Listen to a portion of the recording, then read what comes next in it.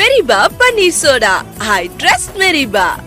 விஜய் டிவியில் டெலிகாஸ்ட் ஆகிட்டு இருக்கிற சின்ன மருமகள் சீரியலில் தமிழ் செல்வி அப்படிங்கிற கேரக்டரில் நடித்தது மூலமாக மக்கள் மத்தியில் பிரபலமானவங்க தான் ஸ்வேதா. நடிகை ஸ்வேதாக்கு 2023 ஆதி அப்படிங்கிறவர் கூட கல்யாணம் ஆகியிருக்கு. கல்யாணம் ஆனதுக்கப்புறம் ஸ்வேதாவும் ஆதி கூட எடுத்த ஃபோட்டோஸை சோஷியல் மீடியாவில் ஷேர் பண்ணிட்டு வந்தாங்க. ஆனால் அவங்க ஷேர் பண்ண ஃபோட்டோஸ் மற்றும் வீடியோஸில் ஆதியோட முகத்தை மறைச்சு இவரை தான் கல்யாணம் பண்ண போறேன் அப்படின்னு சொல்லிட்டு வந்தாங்க. அப்படி இருந்த சூழலில் சில மாசங்களுக்கு முன்னாடி ஸ்வேதாவோட கணவர் ஆதி தானாவே முன்வந்து ஒரு இன்டர்வியூ கொடுத்திருந்தாரு. அந்த இன்டர்வியூல ஸ்வேதா என்னோட மனைவி அப்படின்னும் நாங்க வீட்டை எதிர்த்து கல்யாணம் பண்ணோம் அப்படின்னு இன்டர்வியூ கொடுத்திருந்தாரு. இன்டர்வியூ கொடுத்தது மட்டும் இல்லாம ஸ்வேதா கூட எடுத்த போட்டோஸையும் சோஷியல் மீடியால ஷேர் பண்ணியிருந்தாரு. இந்த போட்டோஸை பார்த்த பலரும் ஸ்வேதா கல்யாணம் ஆகலன்னு சொல்லியிருந்தாங்க. ஆனா கல்யாணம் ஆகியிருக்கு, அப்போ இவங்க எல்லார்கிட்டையும் பொய் சொல்லியிருக்காங்க அப்படின்னு ஸ்வேதாவை பலருமே விமர்சனம் பண்ணிட்டு வந்தாங்க. இதனால அந்த விமர்சனங்களுக்கு பதிலடி கொடுக்கிற விதமா ஸ்வேதாவும் நான் அவரை நம்பி தப்பான ஒரு முடிவு எடுத்துட்டேன், இப்போ நாங்க பிரிஞ்சுட்டோம், இந்த பிரச்சனைக்காக நான் சட்ட ரீதியா ஒரு ஸ்டெப் எடுத்திருக்கேன், அவரை கல்யாணம் பண்ணது உண்மைதான், ஆனா ஆதி ஒரு ஏமாத்துக்காரன், அது தெரிஞ்சதும் நான் பிரிஞ்சுட்டேன் அப்படின்னு விளக்கம் கொடுத்திருந்தாங்க. ஸ்வேதா இப்படி அறிக்கை வெளியிட்டு சில மாசங்களுக்கு அப்புறம் ஸ்வேதாவோட குற்றச்சாட்டுக்கு பதிலளிக்கிற விதமா ஆதியும் ஒரு அறிக்கை வெளியிட்டு இருந்தாரு. அந்த அறிக்கையில அவர் என்ன சொல்லியிருந்தாருன்னா, என்னோட பேரு ஆதி, சில மாசங்களுக்கு முன்னாடி நான் தான் ஸ்வேதாவோட ஹஸ்பண்ட் அப்படின்னு சொல்லியிருந்தேன், ஆனா அதுக்கப்புறம் ஸ்வேதா என்ன தெரியாது, அவர் பொய் சொல்றாரு அப்படின்னு என்னை பத்தி போஸ்ட் போட்டிருந்தாங்க. ஒருத்தரை தெரியல அப்படின்னா எப்படி விவாகரத்து நோட்டீஸ் அனுப்ப முடியும்? இவ்வளவு நாள் அவங்க என்னோட மனைவி அப்படிங்கறதுனாலையும் ஒரு பொண்ணை பொது இடத்துல அவமதிக்க கூடாது அப்படிங்கறதுனாலையும் தான் அமைதியா இருந்தேன். ஒரு நாள் அவங்க எல்லா உண்மையும் தெரிஞ்சு என் கூட திரும்ப வருவாங்க அப்படின்னு நம்பிக்கையோட காத்துட்டு இருக்கேன் அப்படின்னு ஆதி சொல்லியிருக்காரு. இப்படி ஆதி மற்றும் ஸ்வேதாவோட பிரச்சனை ஒரு பக்கம் போயிட்டு இருக்க, இன்னொரு பக்கம் நடிகை தாமரை ஷேர் பண்ண ஒரு வீடியோ இந்த பிரச்சனையை இன்னுமே பெருசா மாத்துச்சு. யாரையும் நம்ப கூடாதுமே, அதாவது யாரையும் இல்ல, வந்து யாரை நம்பணும் நம்ப கூடாதுன்னு தெரிஞ்சு நம்ம பழகணும். எங்க வீட்டு பக்கம் சொல்லுவாங்க, ஆமை புகுந்த வீடு விளங்காது அப்படிம்பாங்க. அதே மாதிரி என் வீட்டுக்குள்ளேயும் ஒரு 2 ஆமை வந்தது. அந்த 2 ஆமை வந்ததுனால என் வாழ்க்கை நல்லா இருக்கு, மத்தபடி நிறைய சின்ன பின்னமா ஆயிருக்கு. தாமரை சில மாசங்களுக்கு முன்னாடி ஷேர் பண்ண வீடியோல என்னோட வீட்டுல 2 ஆமை வந்துச்சு, அதனால என்னோட வாழ்க்கைய சின்ன பின்னம் ஆயிருச்சு அப்படின்னு மறைமுகமா ஸ்வேதா மற்றும் ஆதியை தாக்கி பேசி இருந்தாங்க. இந்த வீடியோவை தொடர்ந்து அவங்க ஷேர் பண்ண இன்னொரு வீடியோல மறைமுகமா பேசின தாமரை டைரக்டாவே என்ன பிரச்சனை அப்படின்னு மறுபடியும் ஒரு வீடியோவை ஷேர் பண்ணியிருந்தாங்க. 2 மடங்கு உங்களுக்கு ரொம்ப பெருமையா இருக்குல்ல, இந்த காலத்துலயும் இப்படி பசங்க இருக்காங்க அப்படின்னு. அப்படிதாங்க நம்ம நம்ப கூடாது. இவன் பாத்தீங்கன்னா 1 நம்பர் ஃப்ராடு. இவனை பத்தி யூடியூப்ல நீங்க டைப் பண்ணி பாத்தீங்கன்னாலே தெரியுது எவ்வளவு பெரிய ஃப்ராடுன்னு. இவன் யார் தெரியுமா? சின்ன மருமகள் சீரியல் ஹீரோயின் இருக்கால ஸ்வேதா, அவளோட புருஷன் தான் இவன். அந்த மாதிரி நான் ஒரு பிரச்சனையில மாட்டிக்கிட்டேன், எனக்கு பணம் தேவைப்படுது அப்படிங்கவும் என்னோட நகைய 3 பவுன் நான் அடகு வச்சு கொடுத்தேன். இந்த சிலிப்பு உங்களுக்காக தாங்க காட்டுறேன்.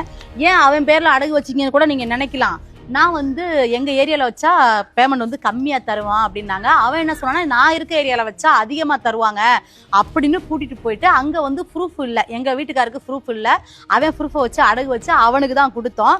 கரெக்டா அந்த நகை வச்சு 10 நாள் எங்க கூட தான் இருக்கான். அந்த 10 நாள்ல திருப்பி வித்துட்டான். திருப்பி வித்துட்டு உமன்ஸ் டேக்கு அப்படின்னு நிறைய பெண்களுக்கு நான் ப்ரொமோஷன் பண்ணேன், அதை பண்ணேன், இதை பண்ணேன்னு அந்த காசை கொடுக்குறான். எனக்கு அவ்வளவு கஷ்டமா இருக்கு. நகை வாங்கின பில்லு கொண்டு எல்லாமே, நான் திண்டுக்கல்ல வாங்கின நகை எல்லாம், அந்த பில்லு எல்லாமே நான் வச்சிருக்கேன். நான் ரொம்ப அடிமட்டத்திலேருந்து கஷ்டப்பட்டு நான் இந்த இடத்துக்கு வந்திருக்கேன்.